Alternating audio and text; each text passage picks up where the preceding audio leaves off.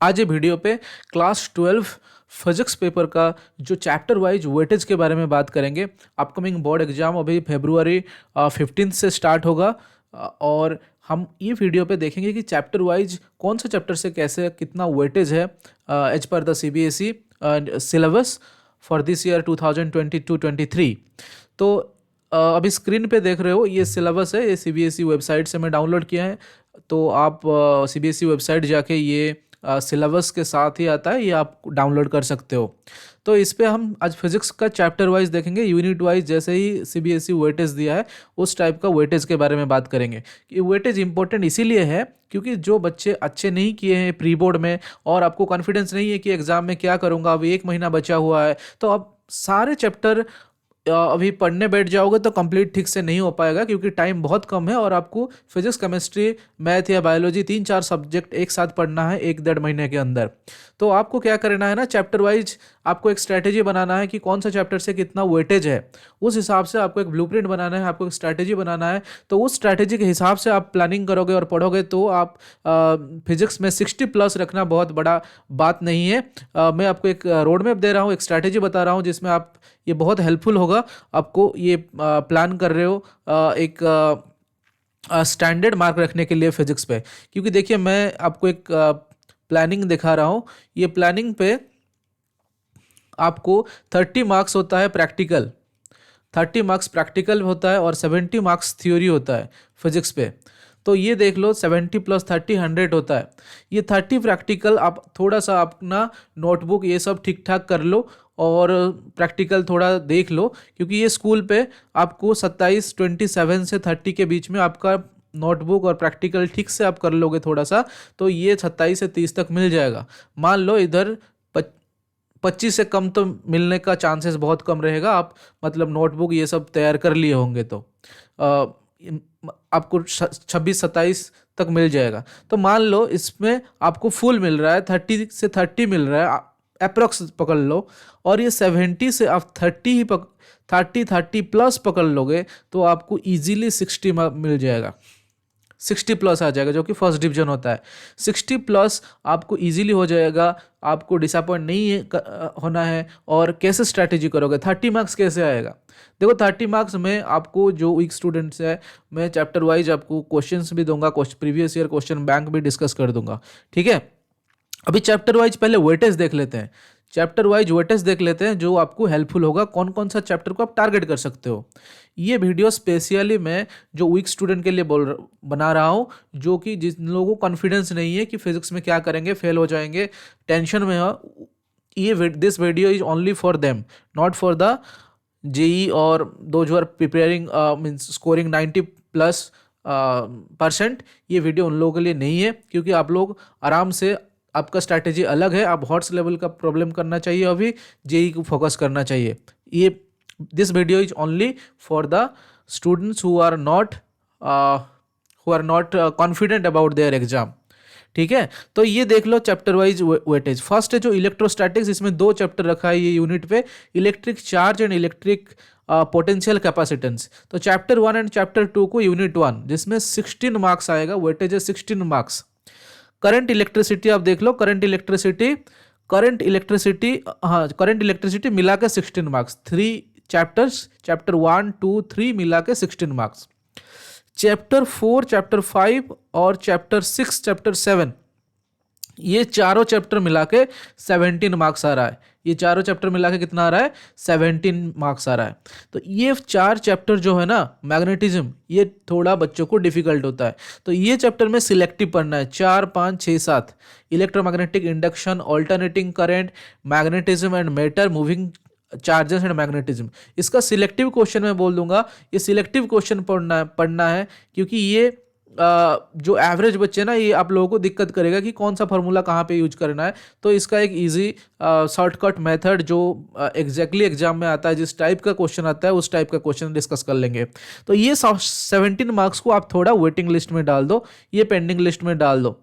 आपको first chapter बहुत easy है, फर्स्ट चैप्टर का सिलेक्टिव क्वेश्चन आता है और 3-4 क्वेश्चन रिपीट होता है, आप उसको रट लेना है, कैसे भी करके उसको 4 बार 5 बार प्रैक्टिस कर लेना है। तो देखो 16 मार्क्स आ रहा है, तो 16 से आप टारगेट करो 6 to 8 मार्क्स, कितना मार्क्स टारगेट करना है? 6 to 8 मार्क्स, ज़्यादा टारगेट नहीं मत करो अभी, 6 to 8 मार्क्स टारगेट करके चलो, ठीक है। नेक्स्ट पार्ट आ गया, नेक्स्ट पार्ट जो आ गया इस पे चलो अभी, नेक्स्ट पार्ट पे जो नेक्स्ट पार्ट आ गया, electromagnetic waves, electromagnetic waves, ray optics and optical instruments, wave optics. इसमें देखो बहुत ज्यादा वेटेज है, 18 मार्क्स का वेटेज है। इसमें कितना है? 18 मार्क्स का वेटेज है। इलेक्ट्रोमैग्नेटिक वेव्स बहुत इजी चैप्टर है, एक या दो फॉर्मूला बेस्ड क्वेश्चन आता है और सारे थियोरेटिकल क्वेश्चन जस्ट याद कर लेना है, कौन सा वेवलेंथ के हिसाब से इंक्रीजिंग ऑर्डर आपको ये याद कर लेना है, माइक्रोवेव, इंफ्रारेड, विजिबल, ऐसे करके आपको यूवी आपको ऐसे याद कर लेना है, उसका ऑर्डर याद कर लेना है, और उसका यूजेस बार बार आता है कि माइक्रोवेव कहाँ यूज करते हैं, रेडियो वेव कहाँ यूज होता है, ऐसे इस टाइप का यूज आता है, जो कि 100% एक क्वेश्चन आता है इस इलेक्ट्रोमैग्नेटिक वेव से, बहुत इजी होता है। और रे ऑप्टिक्स क्योंकि 10th में पढ़े हो, ऑप्टिकल इंस्ट्रूमेंट्स, ये दोनों पार्ट डिफिकल्ट नहीं होगा। 2-3 फार्मूला बेस्ड क्वेश्चन है माइक्रोस्कोप और टेलीस्कोप का, उसके साथ रे ऑप्टिक्स का 2 ही फार्मूला जो क्लास 10 में पढ़े हो, मिरर फार्मूला, लेंस फार्मूला, उसके साथ साथ पावर और आपका हो गया प्रिज्म का। तो ये 3-4 फार्मूला बेस्ड क्वेश्चन आपको रे ऑप्टिक्स और वेव ऑप्टिक्स, रे ऑप्टिक्स और ऑप्टिकल इंस्ट्रूमेंट, ये चैप्टर 9 से हो जाएगा। वेव ऑप्टिक्स का जो एक हो गया हाइजन प्रिंसिपल और उसका रिफ्लेक्शन रिफ्रैक्शन, दूसरा हो गया आपका जो यंग्स डबल स्लिट एक्सपेरिमेंट, और आपको हो गया जो वेव ऑप्टिक्स का डिफ्रैक्शन। ये तीनों कॉन्सेप्ट से आपको क्वेश्चन पूछेगा।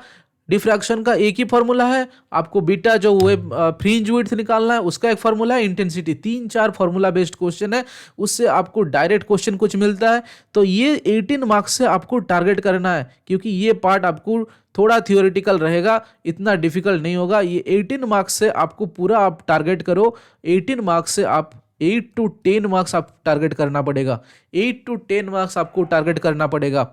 उसके साथ साथ ये जो पार्ट देख रहे हो, dual nature of radiation, dual nature of radiation, ये पार्ट आपको बहुत मतलब डिफिकल्ट बिल्कुल नहीं है। एटम, न्यूक्ली आप केमिस्ट्री में भी पढ़ चुके हो, फार्मूला बेस्ड क्वेश्चन आता है, न्यूक्ली में 2-3 फार्मूला है, फार्मूला बेस्ड क्वेश्चन आता है, थोड़ा याद रखना है न्यूक्ली, ठीक है। ये तीनों चैप्टर हम अच्छे से पूरा क्वेश्चन प्रीवियस ईयर का पूरा अच्छे से डिस्कस करेंगे, जो कि एवरेज बच्चों को, आप लोगों को समझ में आ जाए और आप 60+ एक अच्छे स्कोर कर लो, इजीली कर लो, ठीक है।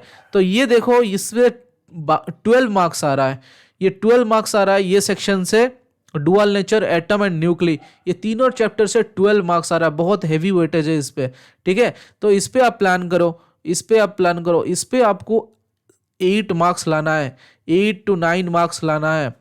ये जो सेक्टर है, ये जो सेक्शन है आपका एटम, न्यूक्ली और डुअल नेचर, इससे आपको, क्योंकि मैथमेटिकल एटम थोड़ा सा है, पर एक ही दो जो फार्मूला है, ट्रांजिशन का फार्मूला, हाइड्रोजन स्पेक्ट्रम का, वही फार्मूला से आता है, बार बार क्वेश्चन आता है, और आपको बोर रेडियस निकालना है, वही सेम हाइड्रोजन एटम का सेम क्वेश्चन बार बार रिपीट होता है बोर्स मॉडल का। तो आपको ये चीज़ बार बार 2-4 क्वेश्चन कर लेना है, प्रैक्टिस कर लेना है, क्वेश्चन घुमा के नहीं आता है, most of the question direct लिया जाता है।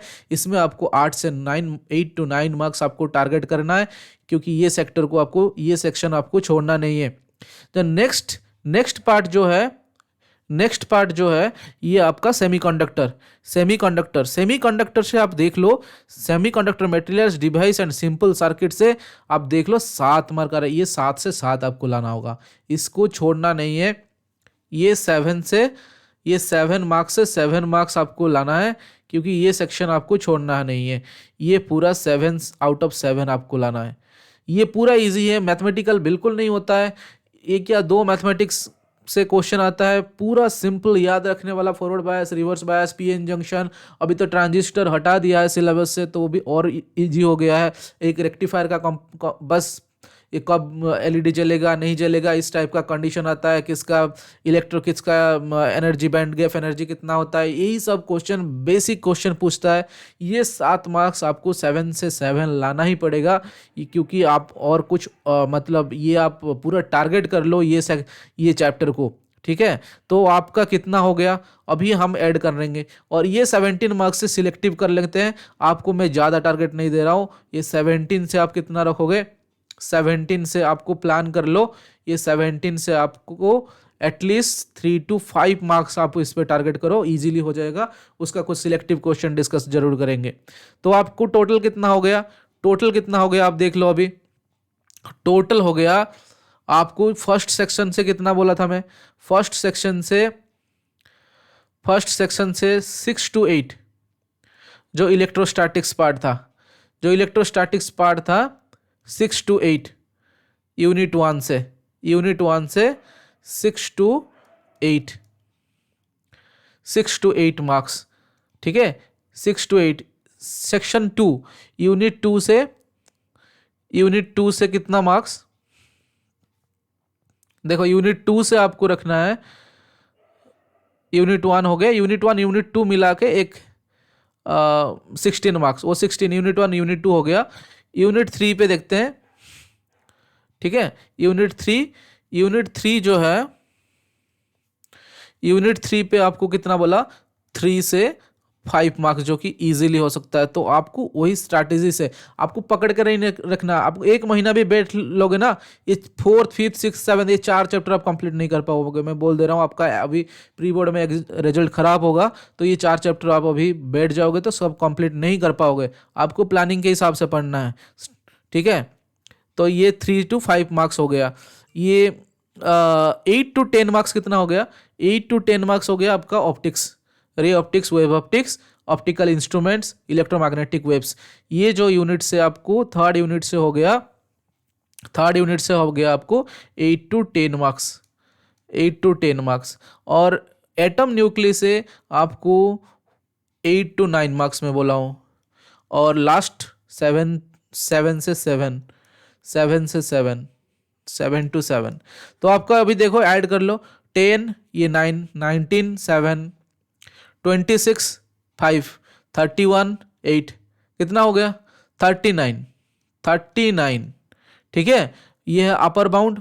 लोअर कितना है 6 3 9 8 9 8 17 7 24 8 32। तो 32 से 39 तो आपका 60 प्लस हो जाएगा, इजीली आपको 60 प्लस हो जाएगा। ये इजी टारगेट है, आप स्टार्ट कर लो इसी प्लान से, ठीक है। चैप्टर वाइज कौन कौन सा क्वेश्चन पढ़ना है, किस टाइप का क्वेश्चन प्रीवियस ईयर आ रहा है, ये सब डिस्कस करेंगे अगले वीडियोज में, ठीक है। तो ये प्लानिंग कर लो कि फिजिक्स को कैसे करना है। और ये जो पीरियड देख रहे हो ना, नंबर ऑफ पीरियड दिया है, जैसे CBSE 10 पीरियड, आप 10 आवर्स लगा दो। इस टाइप का आप हर एक पीरियड को 1 आवर में कन्वर्ट कर दो और उस हिसाब से बैठ लो कि 3 डेली 3 आवर्स फिजिक्स दोगे तो ये हो जाएगा आपका कितना आवर्स का दिया है, ये टोटल कितना आवर्स का दिया है 160 आवर्स का। तो आपको अभी 40 दिन फिर भी कम पड़ रहा है, ये हिसाब से दोगे तो, ठीक है। डेली 3 आवर्स करके देने से नहीं होगा, डेली 3 to 4 आवर्स आपको देना है, स्पेंड करना है फिजिक्स के लिए। तो 40 × 4 160 आवर्स हो रहा है। जितना पीरियड 10 पीरियड बोल रहा है, इसमें 10 आवर्स दे दो, ठीक है। ये 5 आवर्स में कंप्लीट हो रहा है, 6 आवर्स में कंप्लीट हो रहा है, पूरा वॉच लगा के बैठ जाओ। ये 6 आवर्स में कंप्लीट हो गया तो एक्स्ट्रा टाइम आपको एटम के लिए मिल गया, ठीक है। तो आपको ये 160 आवर्स का स्ट्रैटेजी बनाओ, प्लानिंग बनाओ और बैठ जाओ। ये सब थोड़ा बहुत प्रैक्टिस कर लो, आराम से 30 प्लस मार्क्स हो जाएगा, 30 प्लस हो जाएगा। उसके बाद जो क्वेश्चन ना सैम्पल पेपर जो दिया है उसके हिसाब से और एक स्ट्रैटेजी बोलेंगे। जो केस बेस्ड क्वेश्चन आ रहा है उसको आपको अलग सा प्लानिंग करना होगा, केस बेस्ड क्वेश्चन को अलग सा प्लानिंग करना होगा, क्योंकि केस स्टडी बेस्ड क्वेश्चन ये 8 से आपको 8 लाना है। वो क्वेश्चन आ रहा है, अभी MCQ नहीं आ रहा, लिख के आना है, और पैसेज से अच्छे से पढ़ के ट्रिक्स बता देंगे, उसको लिख के आना है, उसका कीवर्ड्स होगा, लिख के आना है, मार्क्स मिलेगा उस पर। और कुछ ऐसे क्वेश्चन होता है जो आपको छोड़ना नहीं है, लिख के आना है, उस पर मार्क्स आपको मिलेगा। किस टाइप का कैसे लिखना है एग्जाम में उसके बारे में बात करेंगे। तो नेक्स्ट वीडियोस में आपको चैप्टर वाइज इंपॉर्टेंट क्वेश्चन और कुछ प्रीवियस ईयर क्वेश्चन डिस्कस करेंगे अगले वीडियोस में। तो आज के लिए ये वीडियोस के लिए इतना ही, फिर मिलेंगे और एक वीडियो में। Thank you for watching.